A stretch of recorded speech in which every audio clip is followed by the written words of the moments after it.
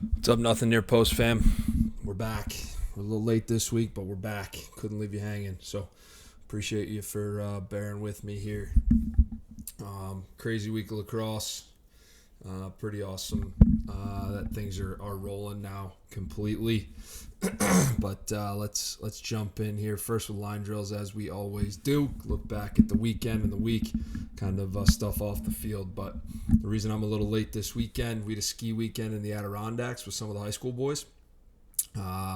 Great time up in the Old Forge area, and not gonna lie, we went skiing at this place called McCully Mountain. 30-second runs left a little something to be desired after skiing in Jackson Hole back in January, but getting on the mountain is good nonetheless, right? They talk about bad day of fishing still better than a good day of work, and I think that fits here for sure. But shout out to the McCully Mountain staff for a great day. And the fellas were talking, there's a new, quote-unquote, new lift at McCully that was gifted to them from Gore Mountain after being retired over at Gore. And we were talking the logistics to take down a lift, poles, chairs, cables, the whole nine, transport it 70 miles through the Adirondack Mountains, and then set it back up at McCully. Just the logistics are mind-boggling, absolutely mind-boggling. But big ups to them, and it was a great weekend of skiing for sure. After the ski mountain, the fellas kept the snow pants on and headed to the Adirondack Ice Bowl. It was the return of the Ice Bowl after a hiatus since 2017. The rights were sold to the Ice Bowl, and the new group did a great job. I'm still partial to the original setup of the Ice Bowl, which ran, I believe, for 8 or 9 years leading up to, or I guess now probably about 5 years leading up to 2017. But nonetheless, 4 beautifully manicured pond hockey rinks with the low boards, small nets, 30 teams in different age divisions, played 4-on-4 pond hockey Friday and Saturday until a champion was crowned on Saturday night. 7 p.m. puck drop for the championship game. Place was an electric factory.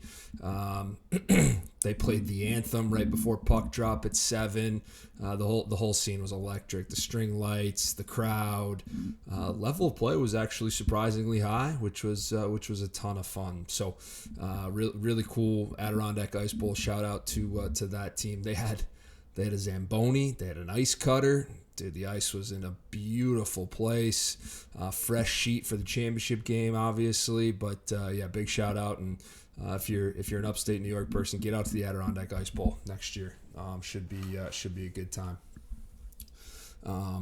Usually in line drills we look back, but we're gonna look ahead here for a second. You can see the Latvia helmets over my shoulders. Got the Latvia 100 shirt on here, repping the boys. But big shout out to the Latvian Lacrosse Federation. They're celebrating 20 years of lacrosse in Latvia this weekend. Some of you know, some of you don't, but I have ties to the international lacrosse scene and certainly have a deep history with the Latvian Lacrosse Federation. I first met the team at the Berlin Open in 2010 when I was playing for Team Gatorade. Shout out Carter, Sire, and Douglas. But it turns out the godfather of lacrosse in Latvia is a Hobart College grad.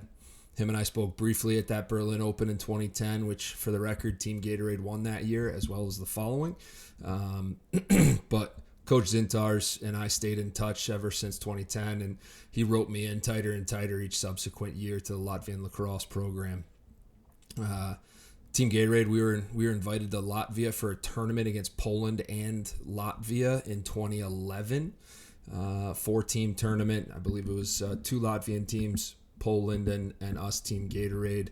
I then ran a training camp for the national team in 2012, and then I was honored to be named an assistant coach in 2013. Being a part of training camp in 2013 in the epicenter of lacrosse in the country, which is Druva. Druva is certainly the Long Island, the upstate, or the Baltimore of Latvia lacrosse. Then in 2014, the team competed in the World Championships held in Denver. Finished top 20 for the first time in their history. It was an awesome showing. Guys competed hard and played for the name on the front of their jersey for sure. And certainly achieving your highest rank to that date is everything people were dreaming of. I stayed involved as assistant coach of the 2016 European Championships, which were held in Budapest. The team itself came in a disappointing 9th, but other than Israel, we were the only team, the Latvians were the only team to keep the margin less than 3 in a loss to England. Okay. But since they were in our group, the Brits, we couldn't advance to the medal round, but then we mopped up the bottom bracket. No one sniffed us. And many at that event would say we were the 4th best team there. And certainly we won off the field that week as well. But on the field, it was arguably the best showing for Latvia lacrosse in its history in 2016 in Budapest. Then I was blessed to be named the head coach of the team for the 2018 World Championships held in Netanya, Israel, where again the team finished top 20, improving on their finish from 2014 by 2 spots, going from 19th in Denver to 17th in Netanya, an incredible accomplishment as the game continues to grow across the world, and Latvia was no different. But this accomplishment wasn't incredible just because of the progress and the higher finish, but because of the men that sacrificed to do it. All right. People always ask me what international lacrosse is like. And besides a few teams, the people that play for their countries play for the love of the game. They really do. You know, in Latvia, our roster was comprised of concrete workers, teachers, entrepreneurs, bartenders, finance guys, students, general contractors, and even mechanics. You name it, there was an industry represented in that program, and they left their day job for a week every summer for a high-intensity training camp in Druva, competed between the lines. We had team meals in the quote-unquote dining hall. I'll never forget the Latvian cold beet soup topped with a hard-boiled egg in between double sessions on a hot day in Druva. Beautiful pink color. Don't yuck my yum, and don't knock it till you try it. We also had some epic team outings in Riga late into the night or early morning, depending on how you define it, and at the beach in Jurkalnen at the Stubelnik family house. But shout out to Coach Zintars and some of the OG guys who found a game that they fell in love with and sacrificed so much to showcase what growing the game in the Baltics is all about. I'm certainly going to leave somebody out, and I apologize for that ahead of time, but shout out to the Stubelnik brothers, Mix and Kaspers. Shout out to Wolfie, to Stripes, Syracuse and Watermelon, Latsis and Gutmans between the pipes, Giertz, Zeps, the Puchka brothers, Edgars, Kachins, Big Eddie, the Lazda brothers, the Doctor brothers, Zarinch, and last but certainly not least, shout out to Chippy, Europe's all-time best crease attackman, and you cannot and will not convince me otherwise. Anybody who was at that 2016 European Championship will know exactly what I'm talking about. So, shout out to those guys and congrats on 20 years. But Preka, cheers. Preka to the Latvian Lacrosse Federation for 20 years of lacrosse in Latvia. And here's to 20 more. You know, where does the next 20 start? In Wrocław, Poland, for the 2025 European Championships, July 10th through the 19th. And to put a bow on this, if you're a lacrosse person, I strongly recommend making the effort to have an overseas lacrosse experience. The Prague Cup and Berlin Open are 2 field tournaments that I believe are still going on during the summer over there. You've got the Alice Habreski, which is a box tournament in the spring in Prague. Arguably, from what I've heard, one of the best lacrosse events in the world, period.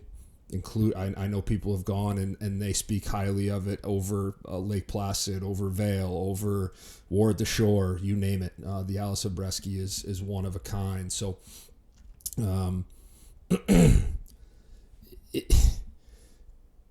if you're, bring a team to one of those events. Sign up as a free agent. Or if you're traveling, look at the World Lacrosse website and see if the country you're going to is a member of World Lacrosse and try to connect with someone in the program.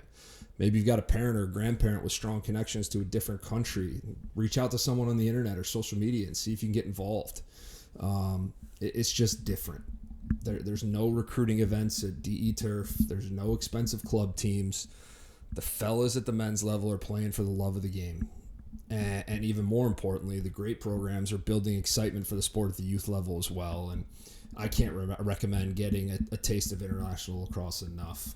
So certainly shout out there. And if you want to talk international lacrosse, slide into the DMs. I'm more than happy to talk international lacrosse anytime. Moving forward out of line drills, no 4 quarters this week. I didn't watch any games front to back to get my normal analysis, and I'll never half-ass anything for the Nothing Near Post crew. But we're gonna jump right into low to high. Got a few things we wanna talk about. Excuse me. Got to start with the cross check laid on Georgetown's Shuey Kelly, all-time Baltimore name Shuey Kelly, by Notre Dame's goalie Jeff Riccardelli after he gave up a rebound. Upstream Lax on X coined it the old guillotine check, and I think that perfectly describes it. And with Jeff being from Riccardelli being from New Canaan, Connecticut, that wasn't assault. That was some white collar crime. If you haven't seen it, it's worth the watch. Upstream Lax posted it on X, and I truly hope Shuey is okay, because he took an absolute axe to the neck. Looking at what I think was the upset of the weekend, Harvard over Cuse in the JMA Wireless Dome. The stats are mind-boggling, okay? Harvard had a 12% face-off winning percentage, and that's usually a recipe for disaster for any team, let alone giving an offense like Cuse's those extra possessions. But how did Harvard pull it off? Because they got beat in every category, every statistical category. If we look at it here, Cuse had 10 more shots than they did, 50-40. Cuse had 3 more shots on net, 27-24. They both had the same amount of turnovers. Cuse only failed 2 clears to Harvard's 5. Cuse had 40 ground balls to their 24. You obviously got to remove the face-off ground balls there, so probably pretty even when it comes to that. Although the face-offs were 28-4 in Syracuse's favor. Both teams had a good day on the extra man. Cuse goes 2 for 2. Harvard goes 2 for 3. So how did Harvard do it? What was the difference? For one, Cuse only made 9 saves to Harvard's 13 on the day. But where it really happened, and obviously the saves have something to do with it, Harvard scored 15 goals on 32 possessions for a 47% offensive efficiency overall. All right, truthfully, again, I didn't watch the game. I just looked at the stats, but knowing the Orange made a goalie change early in the third quarter after Jimmy McCool had a 33% save percentage through 35 minutes, I have to believe Coach O'Dearna and the Cuse defense are going to have to adjust. If that's the type of effort the netminders are going to give them, and Coach Aquaviva has some sessions he needs to do to get the backstop position sorted out up there in central New York, both on the field and, to be honest with you, probably more off the field between the years. But post game, I found Coach Jerry Burns' post game comments about Cuse being a Final Four team interesting. It felt a touch self-serving, quite honestly, but it came across to me, and maybe he didn't mean it this way, I just perceived it this way, but it came across to me that he was looking to elevate his team's win further by crowning Cuse as a Final Four team, which, for the record, I think they are, but it was still an interesting comment in my opinion, but we'll see where it goes from there. Turning our attention to another ACC team, the Duke Blue Devils win in overtime against the Maize and Blue in Durham. It was Andrew McAdory who dragged them to victory and made it happen. He scored the last 3 goals for the Blue Devils, including the OT winner. And what's crazy to me, they were all exactly the same. Carbon copies of each other. Some type of change of direction at X. Ultimately setting up his right hand to turn the corner tight and hard and blast it home high. Not once did he have to beat the Wolverine goalie's stick, as each time Hunter Taylor, the goalie, dropped his hands and gave away the top half of the net. And for any young goalies out there, or even beer league goalies out there, one piece of advice from Nothing Near Post: in tight, hedge your bets, and take away the top half of the net. Stay tall, stay big, keep your hands up. Force that attackman to wrap it around you or hammer it in the low corner. But just take away the top half, please. You'll put yourself in a better spot, and I'm sure Hunter Taylor's going to watch the tape there and be shaking his head. But next up, are things all sunshine and rainbows in Columbus? After dropping the season opener, the Buckeyes have rattled off 5 straight wins. And they've scored the second most goals in Division I lacrosse this year with 88 total. Now, I will say their schedule is not what it will be when they get to Big Ten play or even these next 2 weeks. These next 2 out of 3 weeks. But wins are wins, especially after you drop your season opener on the national stage against Utah. They did dominate the Wahoos this past weekend in a 14-5 win at home, but for what it's worth, I'm not buying stock in the Buckeyes yet. They've got the Bryant Bulldogs coming to town this weekend, and then the heat gets turned up a level with a trip to South Bend to take on the Irish, followed by a trip to the Mile High City to play the Pios, and then they stare down the barrel at their full Big Ten schedule. I'm going to say enjoy it now, Buckeye fans. It's about to get a little rockier. Next topic here in Low to High. I'm going to go a bit off topic. All right. But I saw a tweet from a football coach on X making the statement, quote, "You have a higher chance of going to the league being a D3 or D2 All-American than a Power 4 bench player," end quote. And it got me thinking, is this true in lacrosse? We've certainly seen players be big-time impact guys at the pro level in both indoor and outdoor that did not play in the ACC, Big Ten, Ivy, or Big East, which I'm going to equate to the Power 4. And I would certainly believe the bench players from those Power 4 places are not making an impact at the pro level. But you do see guys like Asher Nolting dominating. High Point isn't D2 or D3, but it ain't a Power 4 either. And the rest of these guys on this list are guys outside of that Power 4 that are on professional rosters right now. Only went professional rosters right now. So you got Asher Nolting, Levi Anderson and Zach Cole from St. Joe's, Adam Poitras and Cam Wires from Loyola, Brendan Krebs from Manhattan, shout out Coach Sage, Kobe Smith and Zach Goodrich from Towson, Chris Aslanian from Hobart, Jeff Trainer from UMass, Craig Chick and Mike Sisselberger from Lehigh, Jack Van Overbeek from High Point, Mason Woodward from Marquette, John Robbins from Bellarmine, Brett Dobson from St. Bonaventure, Ron John and Connor Fields from Albany, Holden Garland from Canisius, Owen Grant and Mikey Robinson from Delaware, Challen Rogers from Stony Brook. I'm missing the Bellarmine goalie. He's one of the best in the world. Why is his name escaping me?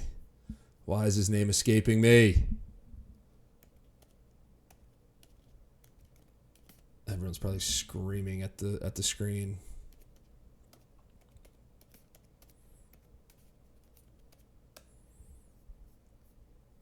Dylan Ward, Bellarmine. Bellarmine Knights, another guy making an impact. All right. And certainly, last but not least, Graham Husick from the Lindenwood University, RIP. Shout out Coach Jimmy Lang. Now, if we do look at the Division III thing, on rosters right now in the PLL, you've got Ryan Kennedy from York and Patrick Shumay from RIT. You obviously had the Cross Ferreira flash in the pan from Salisbury. I'm sure I'm missing others, Division III, Division II guys that played in the PLL or MLL last couple of years. I also have to believe this is even more evident in the NLL. If someone out there could fact check me here, I'll award you somehow. Maybe, I don't know, some exclusive nothing near post gear, which we're talking about putting into development. But from looking at it, I'm not sure the D2, D3 part rings true in field lacrosse, but Still awesome to see talent from outside the Power Four making major impacts at the pro level, and I think that speaks to guys who are looking to get into the recruiting game. Like, find a place that's a good fit for you, where you can go play and compete at a high level. So that's my 2 cents. But speaking of leagues, Lax Reference on X put out a tally of the winning percentages by conference, and he listed them in highest winning percentage to lowest. So the ACC tops everybody at 79% at 15-4. Big Ten at 75%, 21-7. A10 at 57%, 13-10.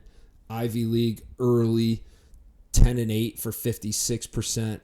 Patriot League 55% at 21-17. AEC 53%, 10-9. Big East 48%, 11-12. CAA 41%. 12-17, NEC 38%, 11-18. You got the MAC, shout out Maction, 32%, 11-23, and you got the ASUN 31% at 8-18. I'd say the only real surprise to me is the Big East being at 48%, but I think that speaks to their strength of schedule and the way teams like Villanova build a schedule based on RPI, giving them the best chance at the end of the year to get a ticket to the big dance if they don't get the AQ. Everything else seems to be right in line of where it should be. But keeping with the ranking theme, at Varsity Lacrosse on X put up the top 20 for D1, D2, and D3 MCLA, and I think it's awesome the MCLA is getting this kind of coverage. And this doesn't even mention the number of games they have streamed these days. Awesome to see. They've got, in the rankings, you've got BYU and Northeastern 1 and 2 in D1, Air Force and the St. Thomas Tommies in Minnesota in D2, 1 and 2. And last but certainly not least, Division III, number 1 spot goes to the Ragin' Cajuns of Louisiana Lafayette, and the 2 spot to Long Beach State. Shout out to Coach Baruch for the help on pulling that list together. But you can check out the full list for all 3 levels at Varsity Lacrosse on X. Next up, Nothing Near Post wants to give stick taps to our front runner for the Tewaaraton, CJ Kirst out of Cornell. The dude's just a machine. Shot the ball 6 for 6 against Denver over the weekend. Added 2 assists. Then followed it up with 6 goals on 10 shots against the Statesman in Geneva on, I believe that was Tuesday night. Oh, and he added 6 assists in that game too, for 12 points. And not to mention the season opener, he potted, you guessed it, 6 goals against Lehigh. So for those of you keeping track at home, Kirst has 18 goals through 3 games, 6 in each. Just insanity. And not only because it's insane on the surface, but every game plan is built around stopping him. And he's still putting up 6 a game. I mean, all that said, if there's a future out there for Kirst to win the Tewaaraton, I'd absolutely hammer it. Last piece for low to high here. Scheduling.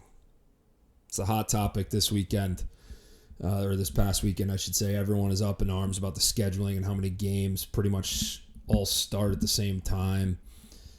Yes, it would be great if the games were spread out and we didn't have to pick between 20 games to watch in the 12 o'clock or 1 o'clock slot, or have a TV and 2 laptops going where you just really can't keep up with the flow of play. But newsflash, man. College lacrosse isn't college hoops or college football. It's just a very short-sighted argument, as a Division I defensive coordinator, high-level Division I defensive coordinator told me. It's a short-sighted argument. It's a pipe dream. College football and college basketball have their games spread out because TV dictates that. And they dictate it because of revenue. Just like with anything in life. Follow the dollars and you'll find the reason. Now, if the revenue piece wasn't enough to put this conversation to bed, you also have the logistics of travel. Teams need to get home.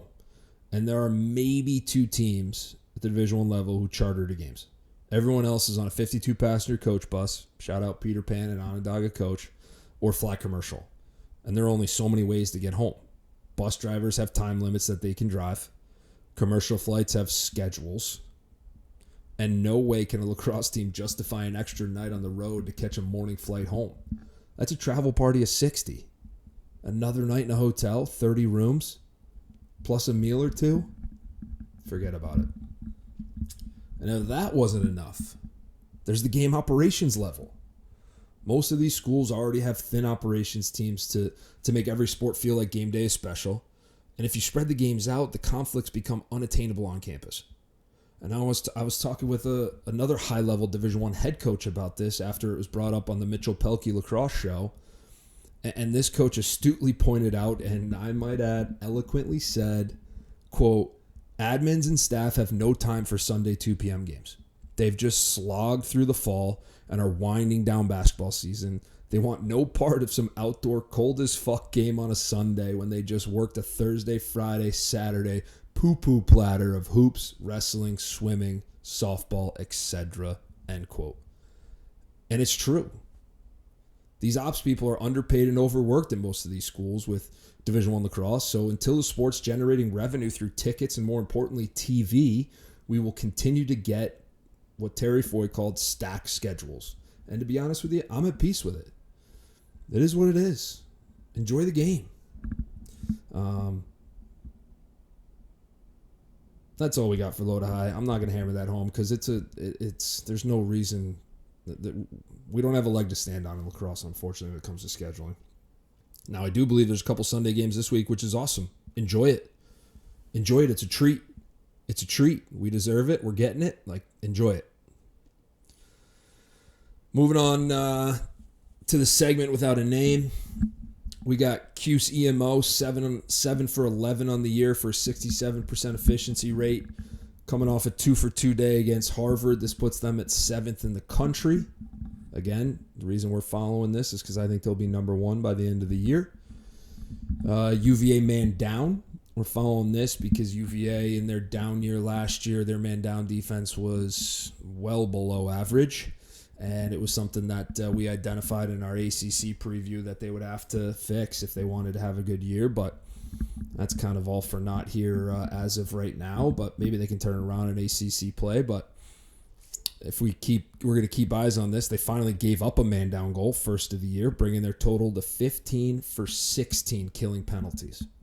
Good enough for a 94% mark and 4th in the country. They're only behind UPenn, Albany, and Princeton, who, by the way, have only faced 6, 6, and 2 man-down opportunities, respectively, compared to UVA's 16, where they've only given up 1. Next piece for a segment without a name, ACC versus Big Ten. Keeping a tally throughout the year of when ACC and Big Ten teams do battle. 1-1 coming into this week, but you had the Duke win over Michigan and the Tar Heels beating the Hopkins Blue Jays for 2 wins for the ACC, and ironically enough, they're both 1-goal wins. But the Buckeyes get one back for the Big Ten with their win over UVA, putting the count at 3 ACC wins to 2 Big Ten wins. Quick game balls. And I'm definitely going to disrespect some people because I didn't watch too much this weekend. But our first two guys we already talked about, CJ Kirst, but 12-8 in 2 games, Saturday and Tuesday. Just putrid stuff from him. Andrew McAdory putting the Blue Devils on his back, scoring the last 3 goals of the game, including the OT winner. I'm going to give a game ball to the UPenn defense. Coach Casey Ikeda leads that group, and they surrendered 2 goals to a frisky Blue Hens team. They need some help from the Quakers offense, but as long as you can play good defense, you'll be in games come April and May. Now, the Ivy League is no joke, but you got a strong defense, you can build something. And my last 2 game balls for the week in classic nothing near post fashion, we're giving them to netminders. First, Connor Foley of the Brown Bears made 19 stops, giving up 6 in their 1-goal win over Providence, and clearly in a 7-6 win that the Brown Bears needed every single one of those 19. And the second goalie game ball going to Joseph Perry of the RPI Engineers. Just last night on Wednesday, he made 9 saves and allowed 4 goals to the Cortland Dragons, which is a decent day. But What gets him the game ball is that, plus he netted 2 goals in the 9-4 win. Suck on that, Gardy. One of the goals was against the 10-man, but from deep, I think probably about 60 yards out. But the other one was a coast-to-coast look where he took it upon himself to clear the rock after a save, brought down the lefty attack wing, or his righty alley, lefty attack wing, looking for an outlet, never found one, and took matters into his own hands. Nothing near post salutes you, Mr. Perry. And somewhere in upstate New York, Brett Queener and Blaze Reardon are smiling ear to ear for that effort. And we're going to go off script here. Last but not least, let's look at a game of the week. All right, I'm going to pull it up quick. I think the game of the weekend is going to be the Maryland Terrapins against the Notre Dame Fighting Irish. All right, pulling it up right now.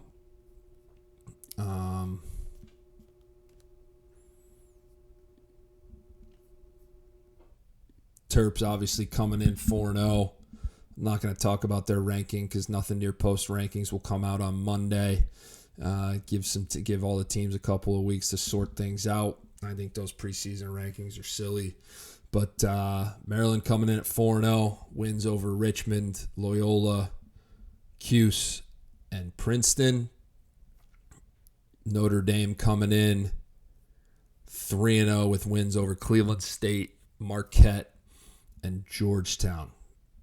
All right, 1 o'clock start in Atlanta, neutral site. All right. I believe someone told me that the spread was set at 2.5 in favor of the Irish. All right, and if we look at some of the stats, Notre Dame, here, let's pull them up side by side.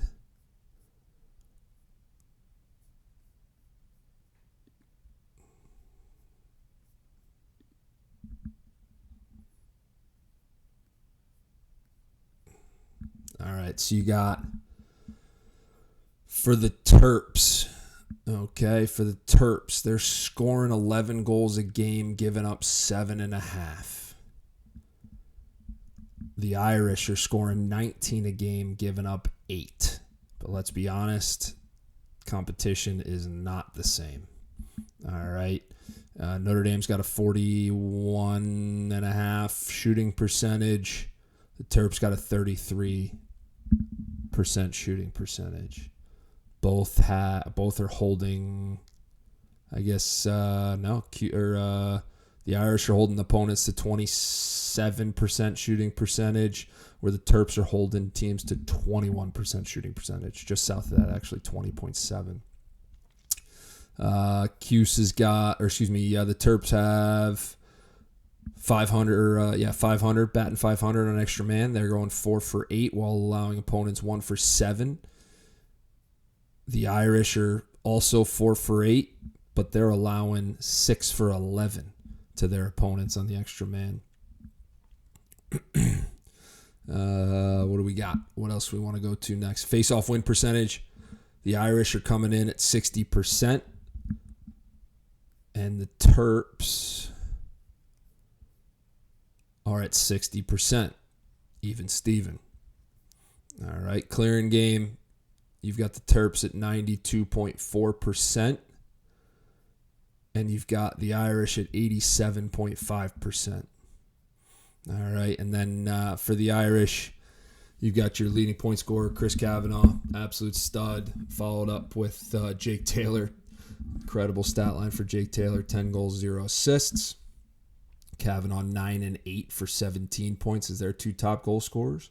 And then for the Terps, you got Daniel Kelly, the lefty sniper, 9 and 2 on the year for 11, followed by Eric Spanos at 7 and 4 for 11. A little bit more balance from the Terps with Matthew Keegan, the Binghamton transfer, with 10.7 and 3.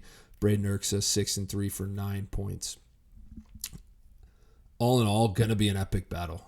Okay, I think both teams play good defense. I'm going to give defensively the nod to the Terps until the Irish prove me otherwise. I think Offensively, you obviously have to give the nod to the Irish. Kavanaugh and Taylor are running a great ship. You get Faison back, who came back a week early. He'll be ready for this weekend. But in that matchup of Irish offense versus Maryland defense, you got best on best. And that's going to be a hell of a thing to watch. And with the Irish only being tested this weekend by Georgetown and finding an 11-9 win, I got to believe the Terps are a little bit more battle tested. I think it's going to be a one-goal game.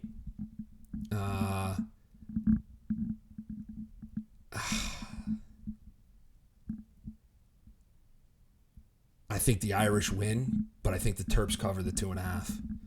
But gonna be a good one nonetheless. All right, it'll be interesting to see who gets where the face-off numbers go. Okay, how that best on best Irish offense versus Terps defense goes. But buckle up for that one. 1:00 in Atlanta. If we got anybody listening in the Atlanta area, get to that game. It's gonna be awesome. That's all we got for this week on Nothing Near Post. A little bit of a shorter show. Did want to shout out the NESCAC. Fact check me on this, but they got to be the last conference to get things rolling as they open play this weekend. Tough Jumbos looking to make a statement after national championship win last year, but people forget that they lost to Hamilton at home on Bellow Field in the conference quarterfinals before going on their run to Memorial Day weekend. But I'm sure the Bowdoin Polar Bears, the Middlebury Panthers, and the Wesleyan Cardinals will have something to say here in 2025. So everybody in the NESCAC, buckle up. And if you're a lacrosse fan that hasn't watched any NESCAC games, tune in because they are high-flying, fast-paced, physical, and fun. But until next time, always remember rule number 1, nothing near post. And again, Preka to Lakross Latvia for 20 years.